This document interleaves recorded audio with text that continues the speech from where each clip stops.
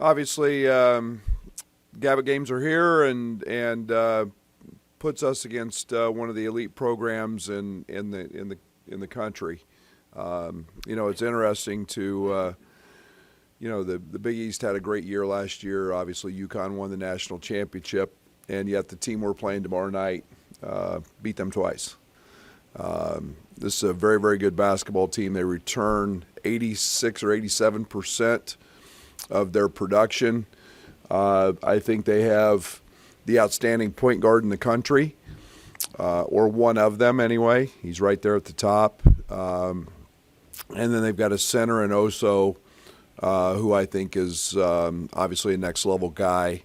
And both those young guys, I say young guys, both of them are old guys, and they've been around. They've seen a lot. And obviously, Kolek was the league MVP last year, and deservedly so. He's both of those young men are excellent passers. They're very high IQ.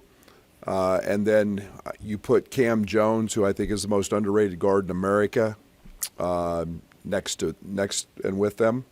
He's an elite shooter, 6'5". He's got great range, and nobody talks about him because of the other two, and that's not fair. He's a terrific player. So, they play extremely hard. They're efficient on offense.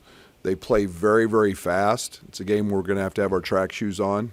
They're elite in transition. They take a ton of early threes. They make a lot of them. And if you give them easy baskets in transition, it can be a long night. They can score 100 very easily, the way they get going sometimes. So transition D's got to be an important piece. We've got to run great offense, and then we've got to continue to guard. I was really pleased after the Oakland game, very pleased with what we did defensively. We can't rest on that. I think we had 11 straight possessions without them scoring, especially from the 8-minute mark on. Very good. It was a very low possession game. I think we had 61 or 62 possessions. A lot of credit goes to Oakland in that area, but it was also a game that I thought we got the shots we wanted. We had a tough night shooting it. We won't do that most nights, and we were 1.3 OER in the second half, and finally shook loose there and made some threes. So great challenge tomorrow night. Excited. November. Have a top 5 opponent in our house, and it'll be a great opportunity for our program. Being the end of the Gavitt games, do you expect these types of non-conference matchups in the future just to be on the schools themselves to get them together? Yeah, I think that they've been great for basketball. This series has been great for both leagues. I think it's been an interesting time that we'll have to wait and see what conference scheduling looks like in the future. You could see an expansion of more conference games. I don't know yet. But I think it's been very beneficial for us just in my time here. And I always go back to the year Nebraska, I think, was a double bye and didn't get into the tournament. We jumped to 20 games. We're playing these 2 games, with the Gavitt and what was the ACC. So we had really quality non-league opponents, and now we go to 20 games and we're getting 7, 8, 9, 10 teams in. So playing opponents like this is extremely beneficial. We're going to continue to do that. We always like to play great competition anyway, but I think teams will have to continue to search for quality opponents, and it's been great because they're home and home. We get to take care of our fans. Coach, over these first 2 games, what did you learn about which lineups gel more than others? It's been different every game. It really has. It's been, the one thing I've been really proud of is, going back to the Kansas exhibition, and it was the last 5 minutes of that game, the last 8 minutes of this game. We just kind of found a group, and for different reasons. Offensively, it was really good in the Kansas game, and Defensively, it was great in the Oakland game. So, it's kind of a by feel. I like where we're at. I like the depth we're developing, and we're still a little unsettled in roles. But guys got to keep practicing hard, and we're doing that. Guys got to keep pushing each other, and we're doing that. I love where Justin Harmon had a great day today, and Luke Goody's shooting the cover off of it, and Dane Deja's strung together two of his best practices of the year. So, I like what that gives us, and excited about that. The team talked about defense as an identity after the last game. With this challenge against Marquette and their offense, how much is that going to teach you about your defense and establishing that identity? Yeah, I mean it's a unbelievable challenge. As I thought it was really going into the to the Oakland game. There's a team that took 36 threes in their game before, and you've got to limit those. We didn't want to get beat at the 3-point line. This is a team that has elite passing. They're an elite cutting team. So I think you can't relax away from the ball, and I think those are two of the important things that we talk about fundamentally. And then again, it's you're only as strong as your weakest link, and no matter who's in the game, a team like Marquette, because of their ability to pass it, will pick on your weak link. And we've got to make sure that we've got whoever's in the game is dialed in, and if you're not, they'll exploit you. You were really happy with Terrence's defense against Oakland, but when you're one of your top guys is kind of committed to that side of the ball, like that, what kind of trickle down effect does that have on the other four guys? Yeah, it's a big reason that we're as good as we are is the job Terrence does defensively. His commitment level on that end is extremely high. He's pushing it every single day. The other guys in practice, he and Justin get going at each other, and they make each other better. That becomes very, very contagious. And Terrence has become much more vocal. It reminds me a lot of the year we had Andres and Io and Trent, and they just went at each other every single day in practice and got very competitive, and the juices get flowing, and that becomes what we want. That becomes the everyday guy's mentality. Is there a difference maybe prepping for Marquette? Because there's a few changes over the last couple of years, but this is roughly the same team that Shaka's had. Yeah, the biggest changes don't have anything to do with maybe it's much more the game we just played compared to the game we're getting ready to play. The game we just played was in the 60 possessions and low 60s, and this one's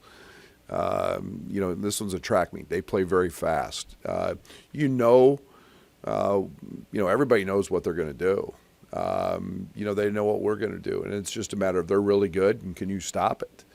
Like I said, they're one of the best teams in the country at taking advantage of your mistakes because of their ability to pass. And Oso is a point center, and he can really handle it. He can pass it, and then they surround him with shooters. And then on the defensive side, they do a great job of covering for each other. They're well connected on that end of the court, and make things hard for you.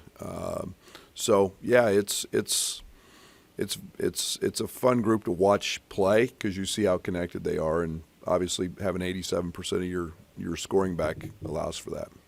We might focus on who brings the ball up or initiates offense, but Ty in that guard spot defensively, how has that impacted you guys so far? Yeah, it's been big because we've been able to do a lot of switching, and I think one of the things that Ty gives us there is he's the strongest guy on our team.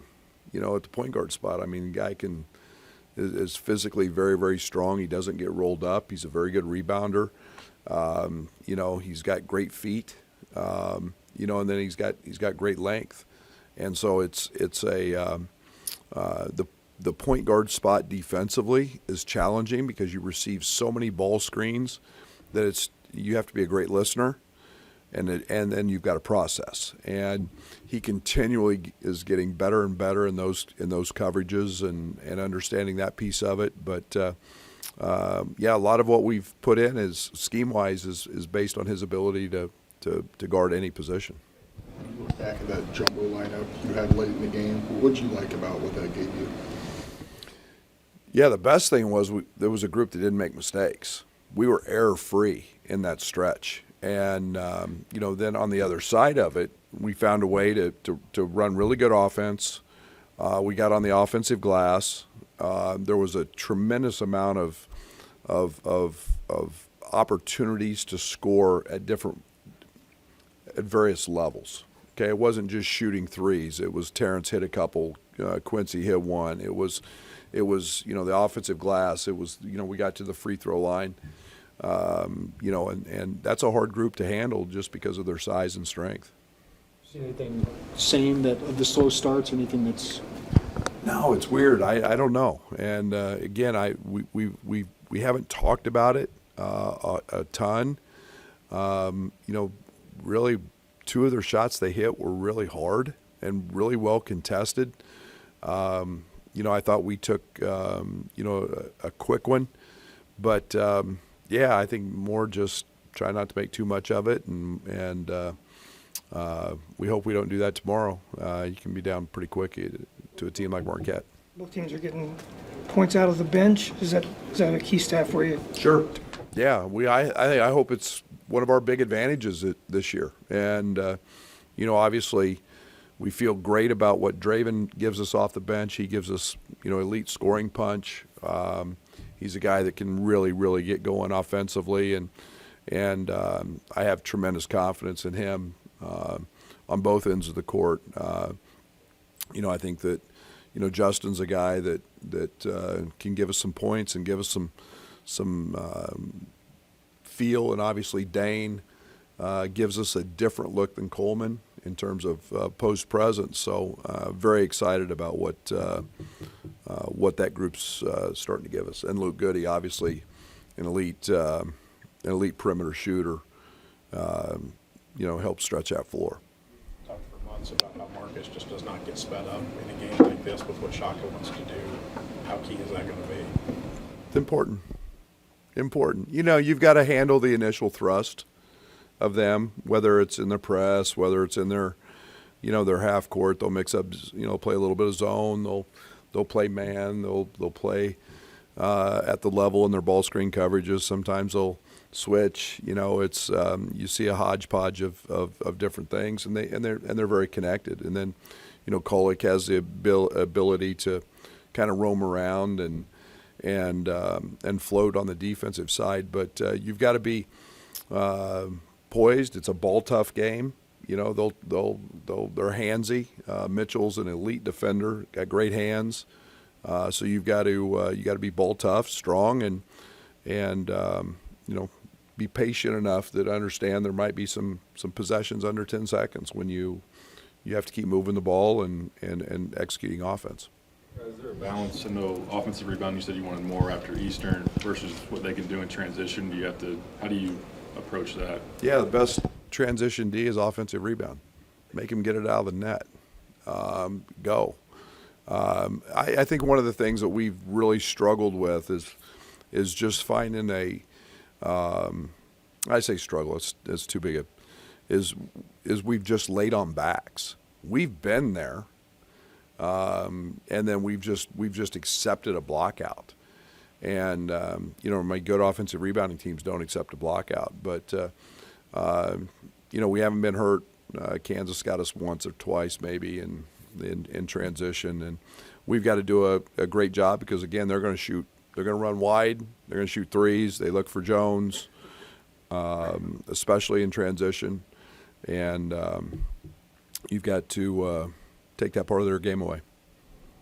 I mean, with kind of being a different, maybe closing group in those first two games. I mean, at some point, do you maybe want things to be settled, or are you okay this season? I want to win. I don't care what that takes. I think that's one of the nice advantages. I got a pretty good feeling if Terrence is not in foul trouble, he'll be on the court. I think, Coleman's not in foul trouble, he'll be on the court. I think you've got we're developing some confidence in guys at the free throw line, Marcus, and and different things. But every game is a little bit different. And that sometimes you may need a little more offensive punch. Sometimes you need like the other night, it was strictly defense. I mean, that group. There's no way I was taking Quincy Guerrier out of that game. There was no way I was taking Terrence out of that game. We found it. Ty was locked in and on the offensive glass and rebounding, and there was no way I was taking those guys out in those moments. So every game's got a little different feel, and it's nice to be able to have your best players doing it at both ends. And we're depth is an advantage for us, so we can hopefully find that right group every night. Do you feel differently going into your first big test of the regular season, knowing you've already seen a top 5 team on your home floor? It helps. It helps. It's a different environment when one's an exhibition and it's a little more jovial and it had still had great buzz. But this one counts in the one loss column. It's a little different from the fact that even though Kansas had 4 or 5 guys back, still a big part of their team was a new player or two. This one's got everybody back, and for the most part, so they're a little different feel from that side of things. But we know we can compete and play. We did that with Kansas, obviously, and we're going to have to be better than that to win tomorrow night.